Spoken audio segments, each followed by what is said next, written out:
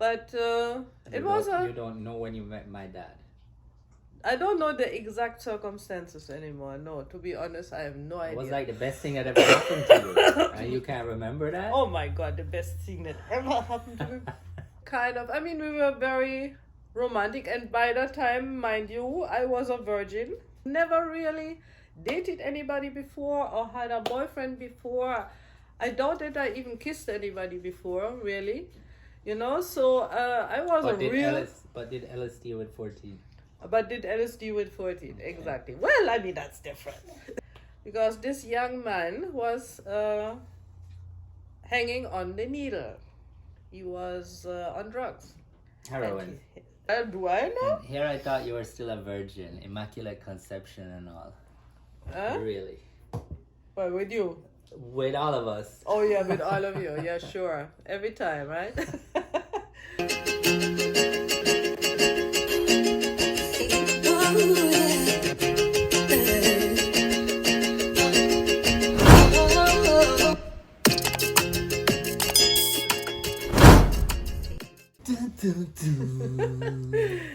Hi, Mel's lovelies. As you can see, we are in a little different environment here right now, and I have a different co-host here with me. Because I'm in Florida, I'm with Yosha since a few weeks now, and we still have a bit to go to. And today's story will be basically about the time when I met his father.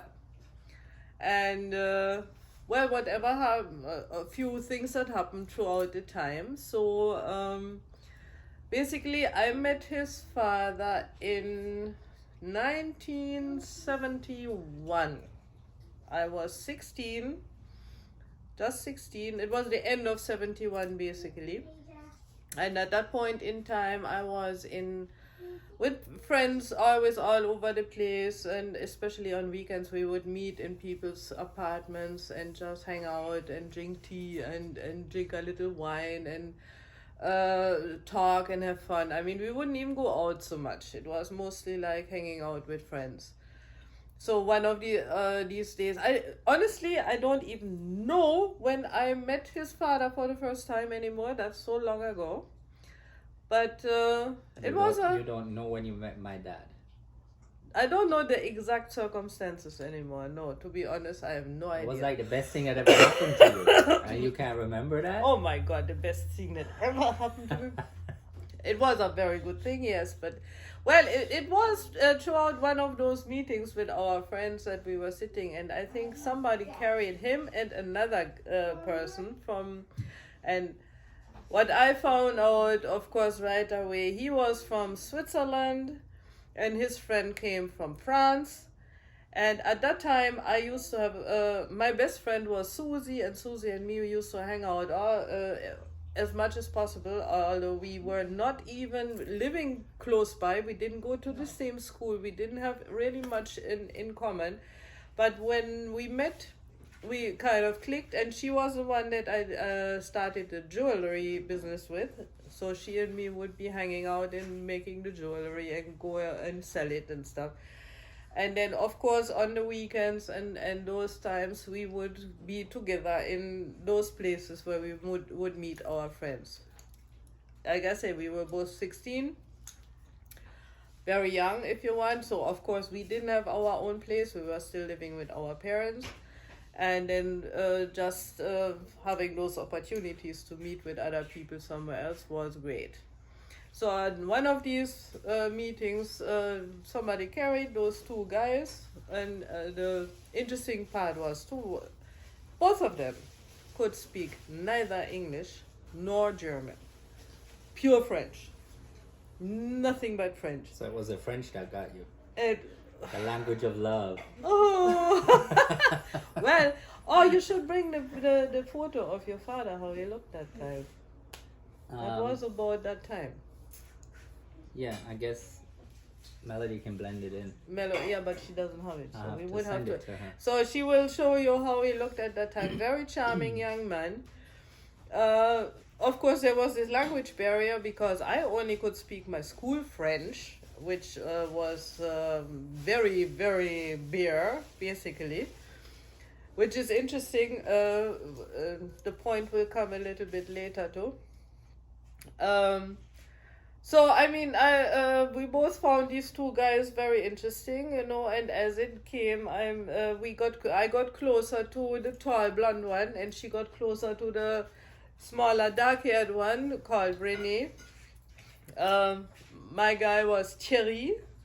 The name alone sounded already very exotic, you know, Thierry. I mean, I had to learn to pronounce it first, you know. Up to now, a lot of people do it wrong, actually. So, yeah, that is how I mean, we were very romantic. And by that time, mind you, I was a virgin, right? So I had never really dated anybody before or had a boyfriend before. I doubt that I even kissed anybody before, really. You know, so I was But did LSD with 14? But did LSD with 14, exactly. Well, I mean, that's different. But that's why I was saying at that point in time, although I gave my mother trouble, I was not really a wild person in the sense that I would do all kind of things, you know. I was basically very reluctant for certain things at all. There were some young men that liked me and wanted to be with me, but for some reason it never really clicked. And then because it wasn't my dad.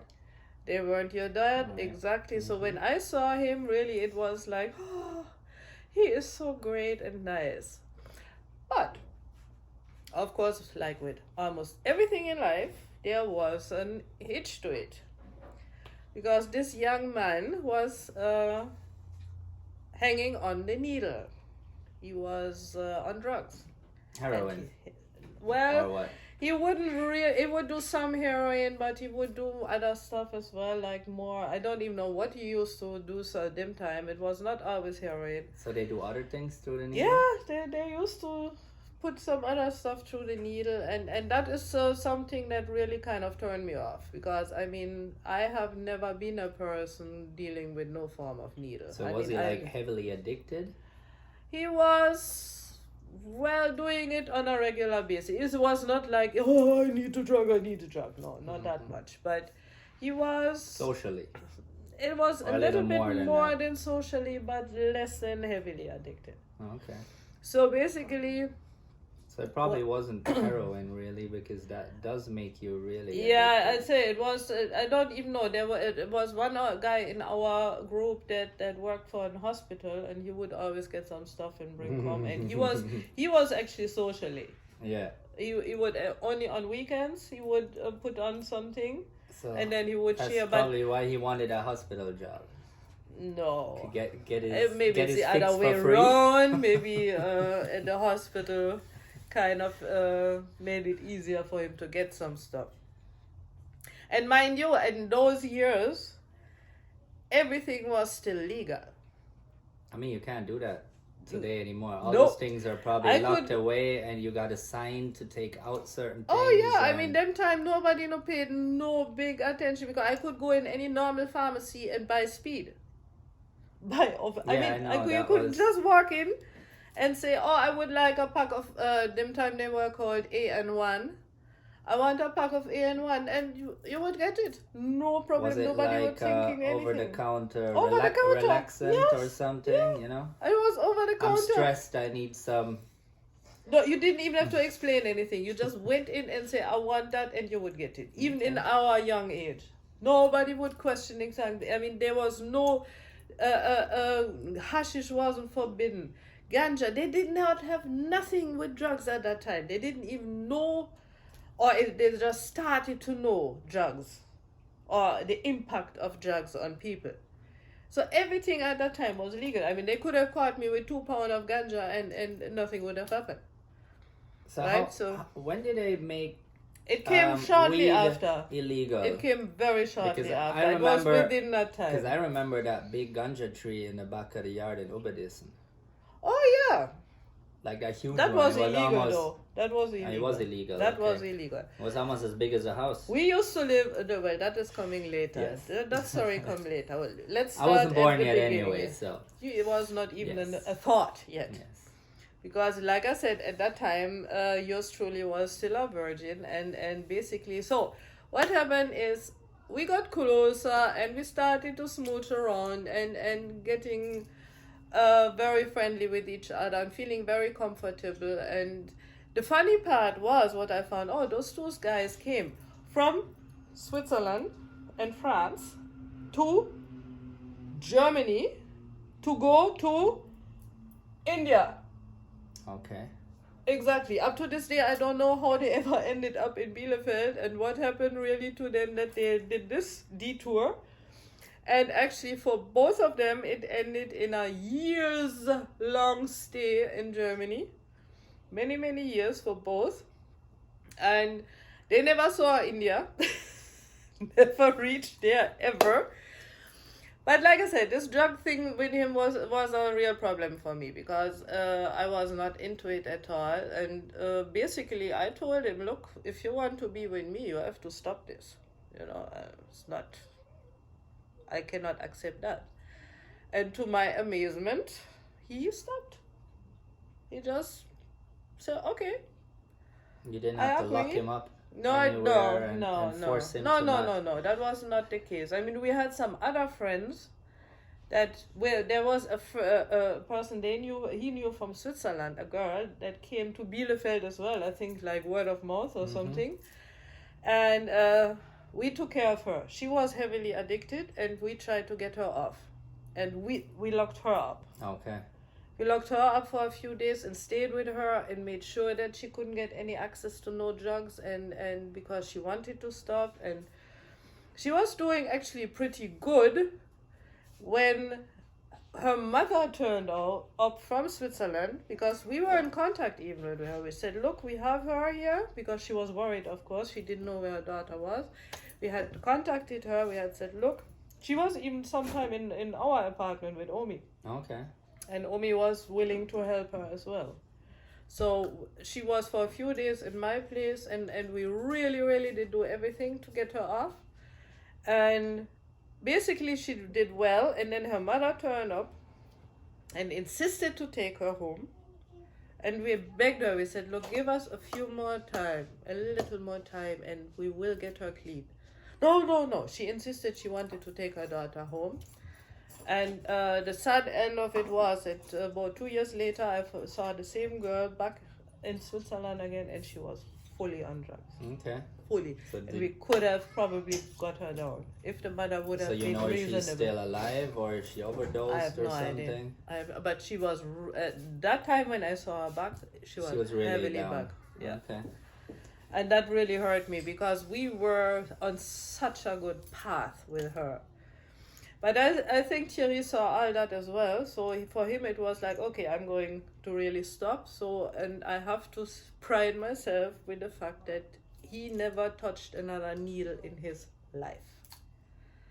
I mean, he would get needles from doctors also, but not himself ever again. He did not do that again.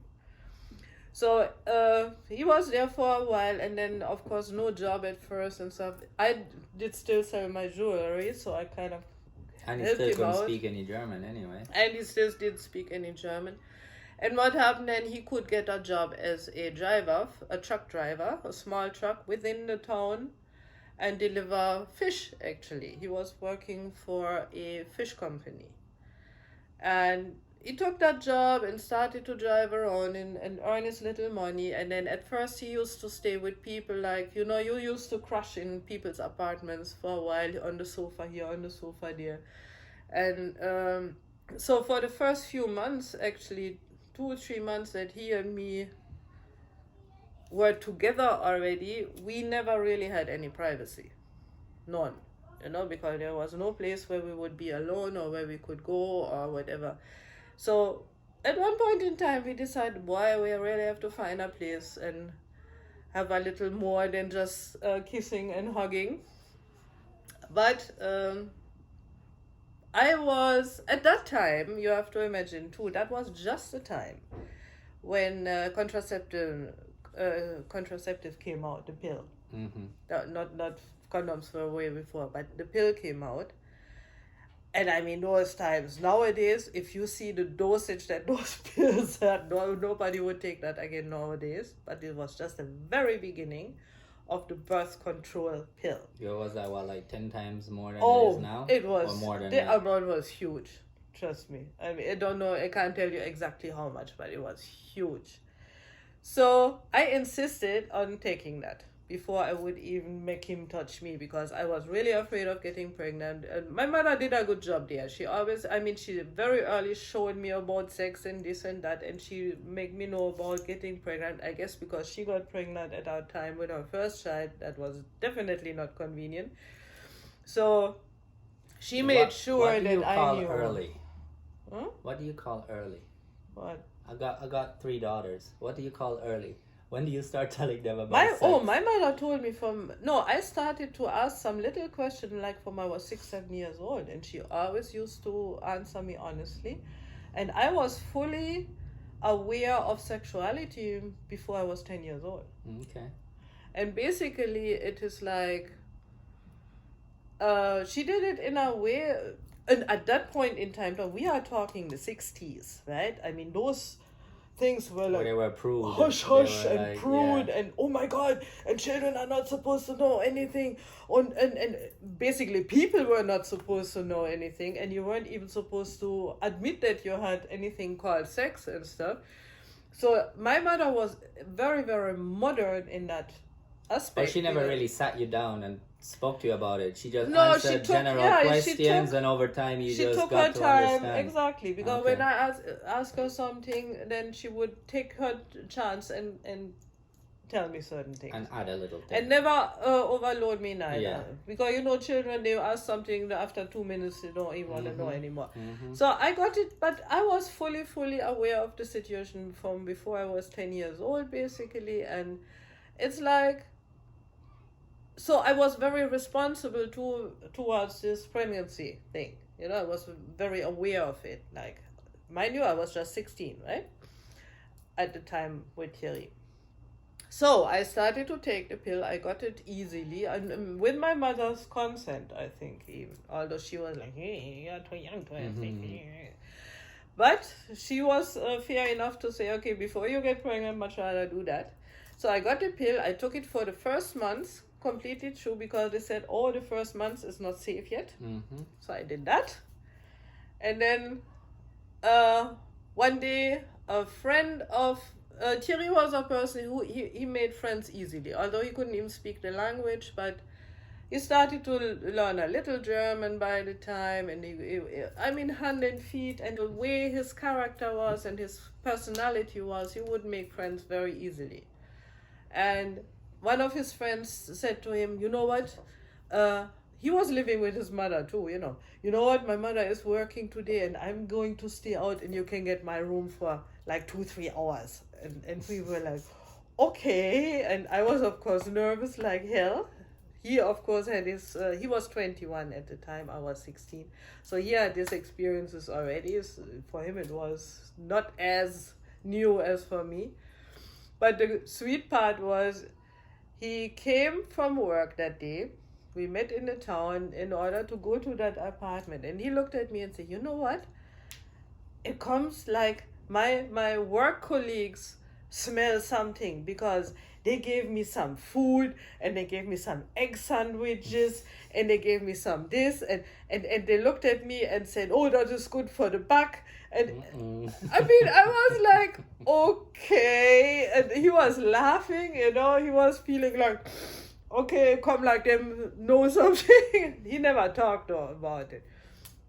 So we reached at that apartment, and then that's where I had my first experience. And it was very nice, I guess, because we took our time before and we got to know each other. And there was a certain intimacy already between us anyhow, So I had a good experience, and for him, apparently, it was good too. So that was our first encounter that way. It was good too. Well, do I know? And here I thought you were still a virgin, immaculate conception and all. Really? Well, with you? With all of us. Oh yeah, with all of you. Yeah, sure. Every time, right? So that was my first time. And after that, then he found a room in a few, quite a far way to go, and we walked that way. I mean, them time you don't have a car, you don't even have a bicycle. We were walking far ways those days. Far, far ways, up and down and up and down. We used to have a place way up in the, we have a little hill in Bielefeld, right? Way up there it was called Johanneslust, and we used to walk up there practically on a daily basis. I would go to school. He was working, so we would meet after he finished work and walk up there. Like the walk was about almost an hour, and spend some time there and walk back down, and I would go home to my mommy. He would go home to his place, because of course at that time I was not allowed to stay out at night at all, which is okay. I mean, there was nothing wrong with it. You were 16? Exactly, I was just 16. And so, I mean, we achieved quite a few things in the first year of our relationship. Basically, like well, he settled in Bielefeld, more or less, got off the drugs, found a job, found a place to live. I was in school still. But what happened in that school year, it transpired from before. It started from before, though. That has nothing to do with our relationship now. Is that I was kind of bored with school and I didn't learn. I just stopped learning. And so I failed one year and had to repeat that year. And basically, that caused me, because I was not in my initial class anymore, the new class were different people, and I didn't get along so much with the people, and the teachers were different, everything was different, and I was like, nah. I mean, I finished that year, I did it this time, but then I decided, no, I want to leave school, and I want to start an apprenticeship as photographer. God, I was always like interested in a little bit more of the artsy side of life, like photography, drawing, painting, you name it. It was more my thing than doing some. Although if I don't know, I think I told that part that I always wanted to be a doctor. From I was like a small child, I was fascinated by being a doctor. I started to read doctor books, medical books, and I was so much into the medicine field. Basically, that was my absolute dream. So doing this step now, making this step from the school, quitting the school, starting the apprenticeship there, of course, would destroy that dream. Because I would have needed the higher school, I would have needed to go study this, that, and the other, and with that step at that time, that would be finished. So that was basically my very first dream that was not fulfilled at that point in time at all. So I started the apprenticeship as a photographer, but the lady, I was working for a lady, she was awful. She was absolutely awful. First of all, she was extremely pedantic. Her on her desk, like the pens had to be all in one line, and she used to have everything in one place, certain place, and oh my God, and if I would move it this much, she would shout at me. She would really curse me out for that. I remember one time I had to make a phone call and I asked her, and I didn't put the phone book back exactly where it belonged. Oh my God. Oh my God. Then she would take me, like, if she had she did like buildings, photos of buildings, and like I remember she did one how you call them, Kläranlage again, water treatment plant. She had the order to do that, take pictures for a catalog. That was more or less her line of work. She did some portraits. And at that time, of course, then nobody had any cellular or anything, and people didn't have cameras that much neither. So she did quite a good business there, and she would take me to those locations and stuff, and I would assist her with whatever. But basically, otherwise, when we were there, she wouldn't teach me anything. All she wanted that I clean out the outside garbage bin. I had to wash it out once a week. The outside one, I'm not talking for the house, and stuff like that. So after 3 months, I realized I'm not learning anything. She takes me as a cheap cleaning person, helper, assistant for whatever, but I wouldn't learn anything. She doesn't pay you, does she? No, at that time, if you do apprenticeship, you don't even get money for it too much. Well, I got maybe 150 mark or something. Well, not from her. That's from the state, right? No, that would be from her. But that was minimal. And so I decided no. I mean, I did love the job basically. I met her. She had another girl employed there. She would do all the developments and stuff. And I learned some stuff from her. She would teach me. But the photographer herself, she wouldn't do a thing. So after 3 months, I decided, no, this not with her. I mean, I would love to continue that field, but not with her. So as I had been out of school only for 3 months, I was allowed to start at another school because I realized, well, I still want to become a doctor, basically. And they would take me in, and I would have some time to show them that I could adjust to that level of class and continue with school.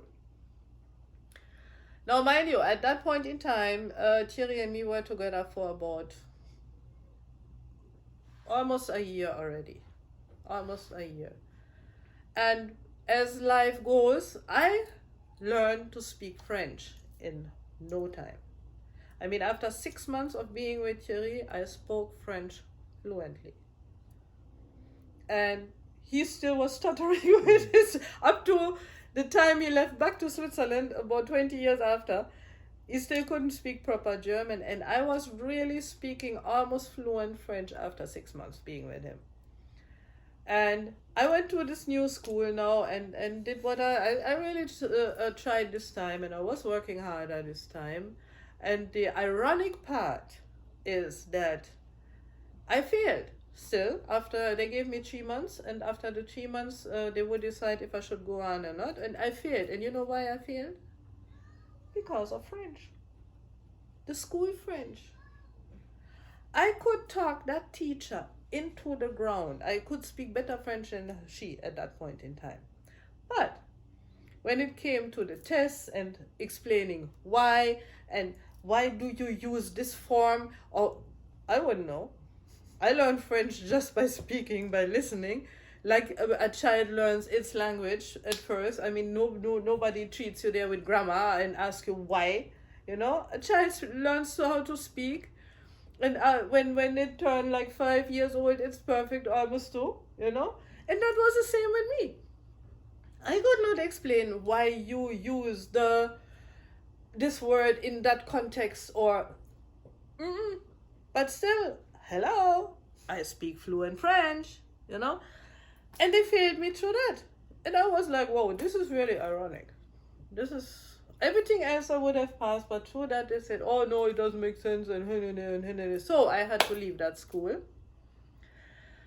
Was sitting now at home, basically, not having any good idea what to do. So you were what now, 17? I was 17 at the time. And mandatory school is over at 60. Yeah, so basically I could have stayed out, but no, that wasn't me. I mean, I said no, I have to find another way. Now, luckily in Germany we have another school form, which is, the Hauptschule, the lowest one we explained to you last time, only goes until 16. So people who stopped there, they could go on another school to do they would not call it, it would not be the full high school grade or college. Like a gymnasium. It's not like a gymnasium. It's a little bit lower.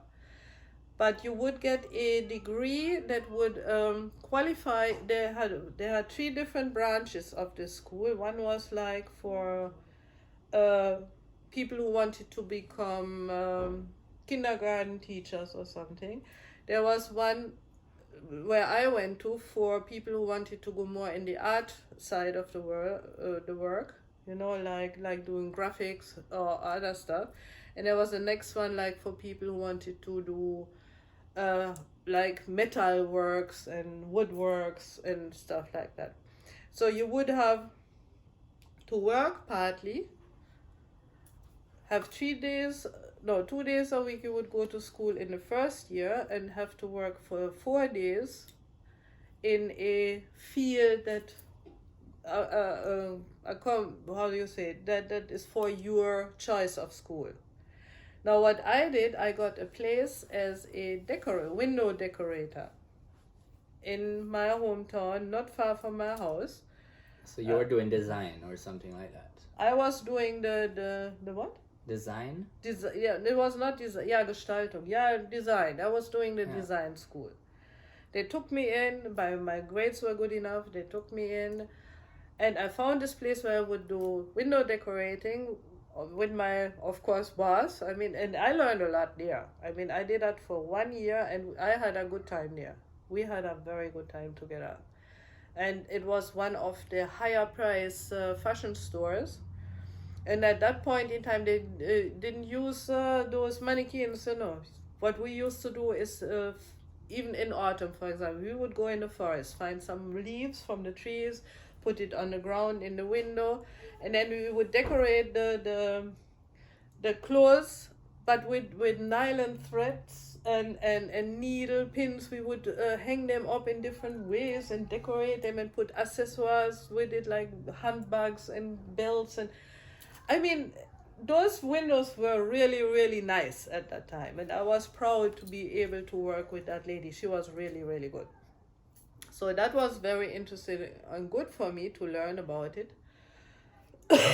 At the same time, Thierry started to work as well in a bar for the night. After he finished the truck work, he would go in the bar, and I would slip into it as well, and we would both start in one restaurant bar place called Café October, and I would be the waitress. You was behind the counter giving out beers and drinks and stuff, and I would. They still have that bar, I think. No, it's not there. It's not there anymore. The location is still there. Somebody else is in there, but it's not the same. So mind you, I was 17 years old, going to school, working in the day, and working at night in that restaurant. So basically, I worked from 6 to 1 o'clock in the morning. When I was working in the store, I had a little more time. I could go out by 9 o'clock. They were opening, not early. But when I had to go to school, I had to be there 7 o'clock in the morning. No, 8 o'clock in the morning, 8 o'clock in the morning. And so I had a lot to do at that point in time. Barely sleeping, just doing what I had to do. But it was a nice time. I enjoyed it. We enjoyed it very much. And when I turned 18... Student life. Student life. And when I turned 18, that is when Thierry and me found our first apartment together and moved in together. And, well, what came after that will be in the next story time. All right. So that's it. So that is how I met and started with his father. And, yeah. Quite a few more years to come with him, because it was a long... Best decision she ever made, Only because... That's how I came. Yeah, that is... See, my son has a very, very, very strong self-confidence here, which is good. Come on. Which is good. You're happy about it. Actually, he does favor his father. He does. That's what she says. That's what I say. So, when you see the picture, you will see. Okay, guys, that's it for today. I hope it was a little bit interesting. I did not even go into the political side of that time in Germany. I will do that next time. To a bit, because there was a time of Vietnam War. It was a time of atomic, atomic energy and stuff like that. And there were a whole lot of things happening politically around that time. That I will do next time. Hope you can look forward to that a bit. And I thank you very much for spending your time again with me. And don't forget to, what my Melody always say, to like, subscribe, and share. So, share, like, and subscribe. Exactly. So, guys, see you next time. Bye.